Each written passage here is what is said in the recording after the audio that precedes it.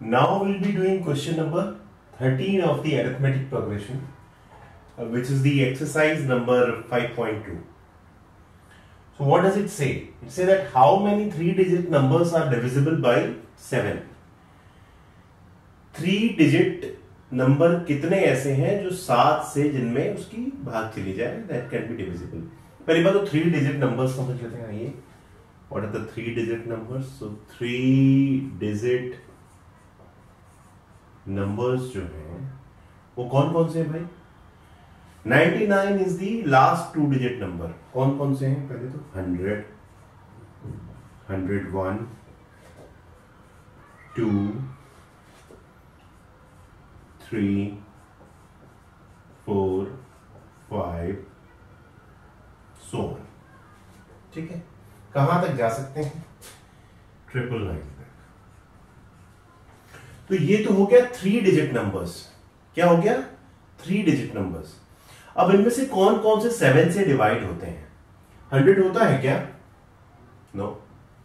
101? No. 102? No. 7 से अगर आप इसको डिवाइड करेंगे, 7 1 7 बचा 32. 32 can not go. 33 can also not go. 4 can also not go, but 5 will go. 107. 7 बन जा 7 बचा 3 से ये 5 आएगा तो 7. सो 15 जा 7, 15 7 जा 105. आपको मालूम है कि आता है. अगला जो नंबर डिविजिबल होगा वो कौन सा होगा? इसमें 7 और जोड़ के अगला नंबर आपको मिल जाएगा. तो अगला शायद होगा 112. उसके बाद कौन सा होगा? 119. ऐसे करके आप आगे बढ़ते हुए जाएंगे. So the last 3-digit number, the last 3-digit number divisible by 7. आपको पहला मिल गया. First is what? 105. But last digit कौन सा होगा? 999 तो हो सकती है डिजिट्स, 3 डिजिट्स, लेकिन क्या 999 डिविजिबल है क्या? नो. 999 बाई 7 करके देखना एक बार. 7 1 जा 7, 2 रिमाइंडर आया आपके पास, 7 4 जा 28, 1 रिमाइंडर आया, और उसके बाद ये आ गया 19. 7 का उसमें कोई भी डिवीजन नहीं होता. तो अंत में क्या बच रहा है? 19. अगर ये 21 होता तब तो बात बन सकती थी, लेकिन 21 के लिए आपको और आगे बढ़ जाना पड़ेगा. ठीक है, लेकिन आप पीछे जरूर आ सकते हैं. तो जब आप पीछे आके चेक करते जाएंगे तो you will find that the last number, last 3-digit number 994 is divisible by 7. करके देख लो. 7 1 जा 7, 7 4 जा 28, बचा 1 4, 142 टाइम्स. सो इस तरीके से आपको 2 बात बेसिक आ गई समझ में. क्या बात समझ में आ गई?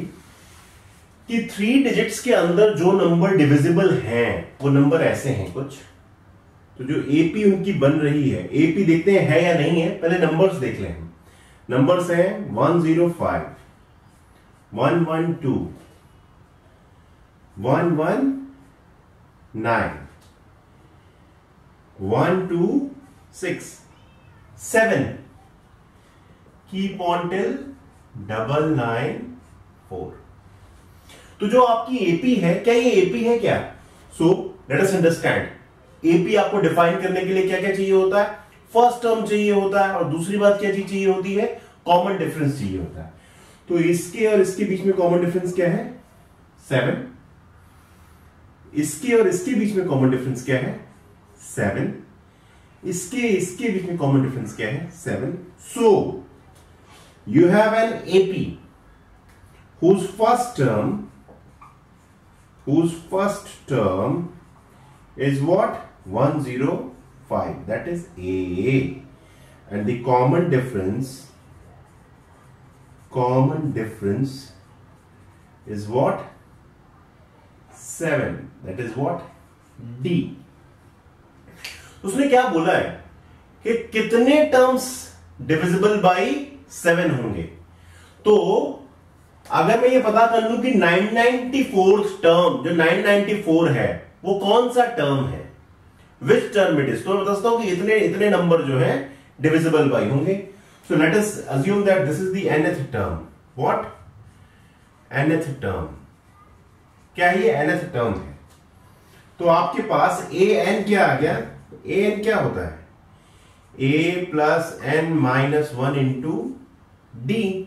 आपके पास an की वैल्यू है 994 इज इक्वल टू a की वैल्यू है आपके पास, a की वैल्यू क्या है 105 plus n minus 1 into D की वैल्यू क्या है 7.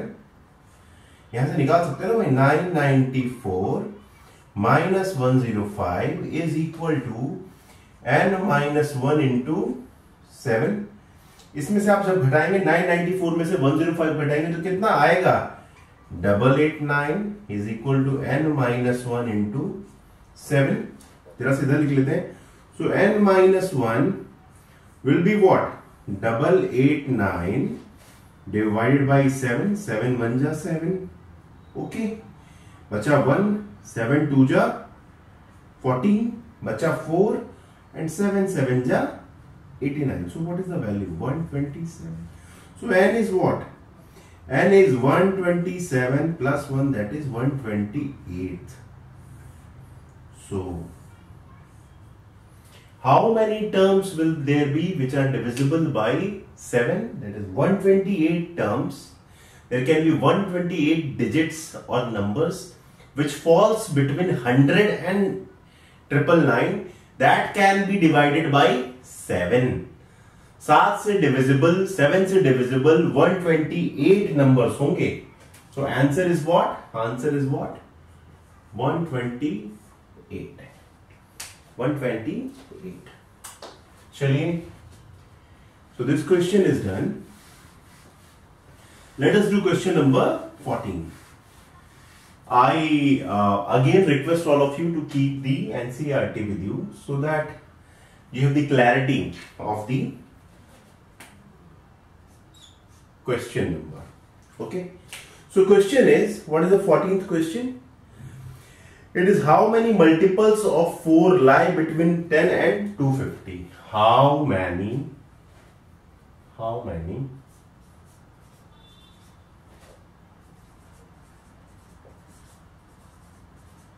multiples of 4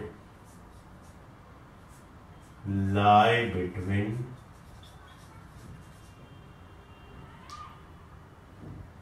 10 and 250? ये ना क्वेश्चन 10 से शुरू करके 250 तक कितने ऐसे नंबर्स हैं जो कि मल्टीपल हैं 4 के. ठीक है, आ जाइए. सो लेट अस सो 10, 11, 12, 13, 14, 15 till 250. ऐसे इनमें कितने नंबर्स हैं जो 4 से डिवाइड हो जाते हैं या मल्टीपल हैं 4 के? आ जाइए भाई, आ जाइए. 10 है? नहीं है. 11 है? नहीं है. 12 है. 12 is the first term. 12 is the first term. ये पहला टर्म है जो कि 4 से जो डिवाइड हो जाएगा या मल्टीपल है 4 का, है ना? 4 3 4 इंटू 3 12. अगला कौन सा होगा? अगला हो जाएगा 13, 14, 15 नहीं होगा, लेकिन 16 जरूर होगा. ये आ जाएगा सेकेंड टर्म. क्या आ जाएगा? Second term. ऐसा आप करते जाएंगे तो आपको मालूम पड़ेगा कि 250 है क्या? 250 नहीं है. बट पीछे 249 is there? No, that is also not correct. But 248 it is possible. आप इसको 4 से करेंगे, 4 6 जा 24 and 4 2 जा, so 248 is the last term. समझ रहे हैं ना? आप पहले जान लेंगे कि 10 और 250 के बीच में ऐसे कितने टर्म है जो मल्टीपल हैं 4 के. तो एक्चुअली आपके पास वो टर्म्स कौन से निकल के आ रहे हैं? Between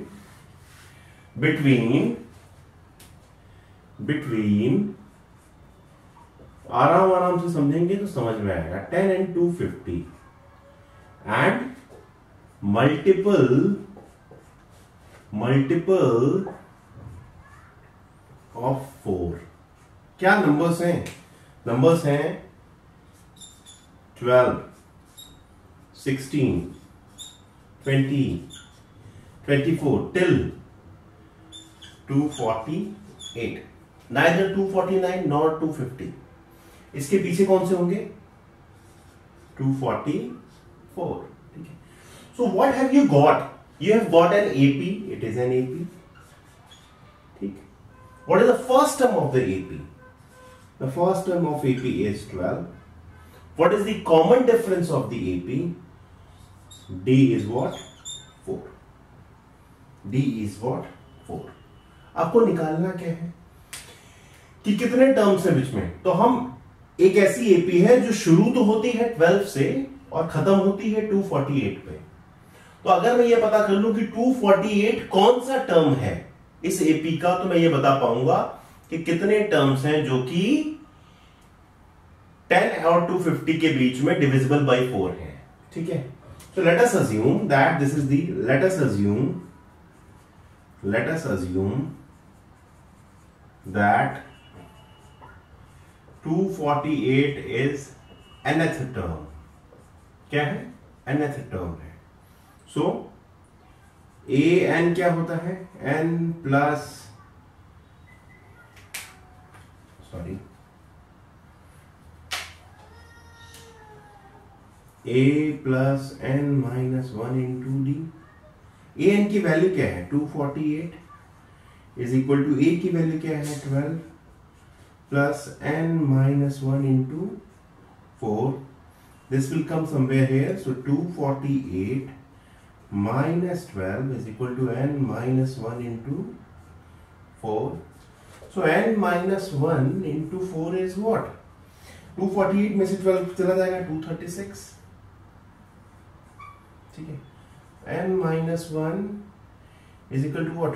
236 divided by 4। यही तो है।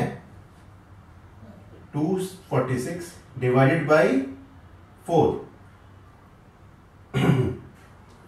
4 5 जा व्हाट? 4 5 जा 20, बचा 3, 4 9 जा 36। So that is what? 59. So n is what? n is 59 plus 1, that is 60. So there will be 60 terms. There will be how many? Answer is what? Answer is there will be 60 terms which are multiple by 4 and which are the multiple of 4, and they also falls between 10 and 250. So the answer is what? 60. Answer is what? 60. तो इस तरीके से आप इन questions को करते जाएंगे और you'll be finding it very simple to do, but please refer NCERT, keep it in front of you so that you know what you are doing. For your information, these questions are given at the page number 106. So these questions are given at the page number 106. Generally, I hope that you will be able to do all these questions on your own, but if you are not able to do that, please refer it. Please keep on talking about printer tutorials with other friends also, so that they also get what you are getting. So question number 15 is, for what value of n are the nth term of 2 AP? APs are equal. So you have been given 2 APs. First AP is 63, 65, 63, 65, 67 and so on. This is AP1. And there is AP2, which is 3, 10, 17, 3, 10, 17, 24, so on. Okay. आपके पास 2 AP हैं. So for which value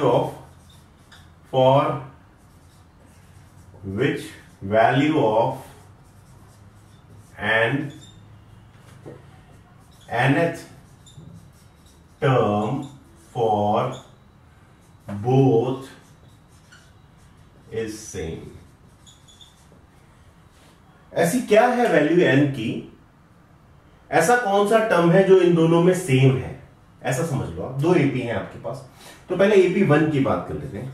AP1, ठीक है, इसमें A क्या है? AP1 में A क्या है?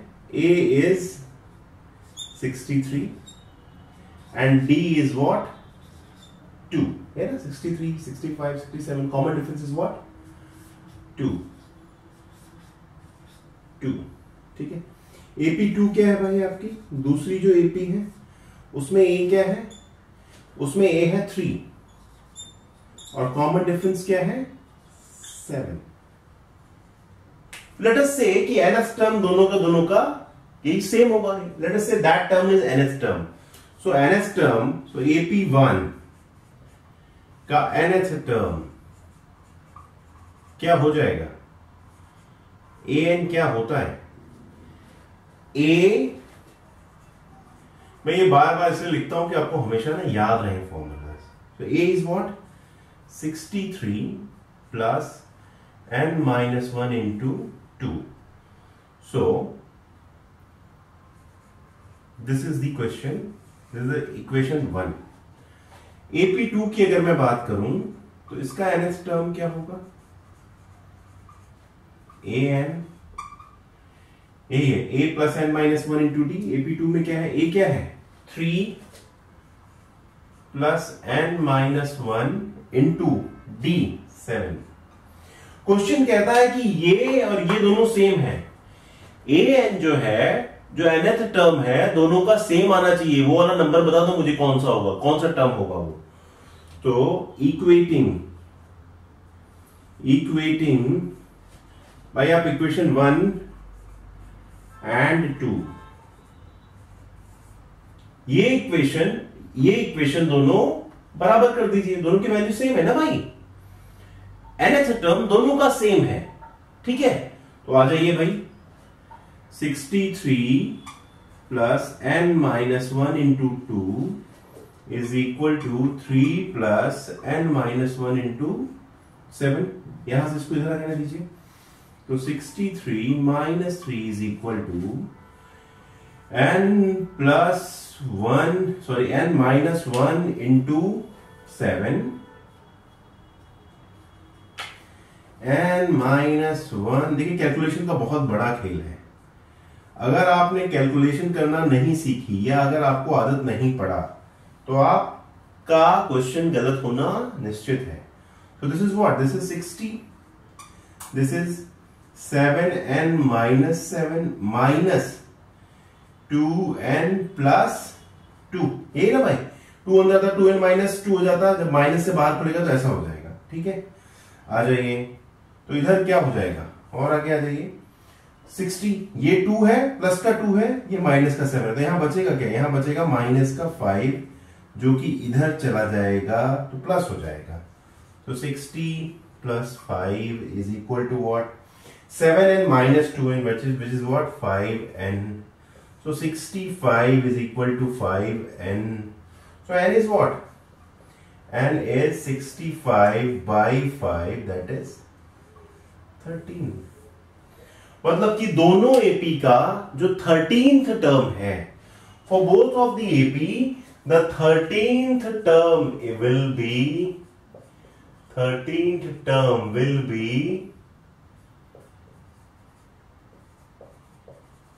सेम। क्या? दोनों ही AP का जो 13th टर्म है वो सेम होगा, ठीक है। 13th टर्म जो है वो सेम होगा। तो ये था क्वेश्चन नंबर 14। एक और क्वेश्चन कर लें आपकी सुविधा के लिए। आइए, question number 15। Question number 50 is for what value of n the nth term of, sorry, we have done 15th. Now we will be doing 16th. Okay. So the 16th is determine the AP whose third term is 16 and seventh term exceeds the fifth term by 12. So determine AP whose third term is 16. क्या है? जो third term है ना, third term क्या है? क्या है? 16. क्या है? 16. And the seventh term exceeds the first by the 12. जो सेवेंथ टर्म है, जो सेवेंथ टर्म है, that exceeds the fifth by 15. Exceeds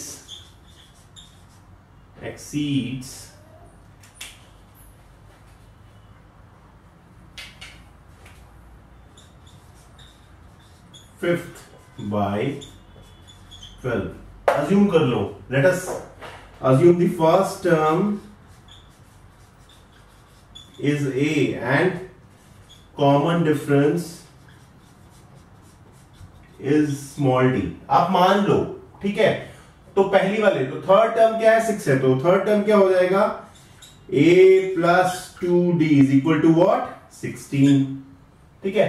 seventh term exceeds fifth by 12. Okay, चलिए, तो फिफ्थ टर्म क्या है भाई? फिफ्थ टर्म है A plus 4d. That is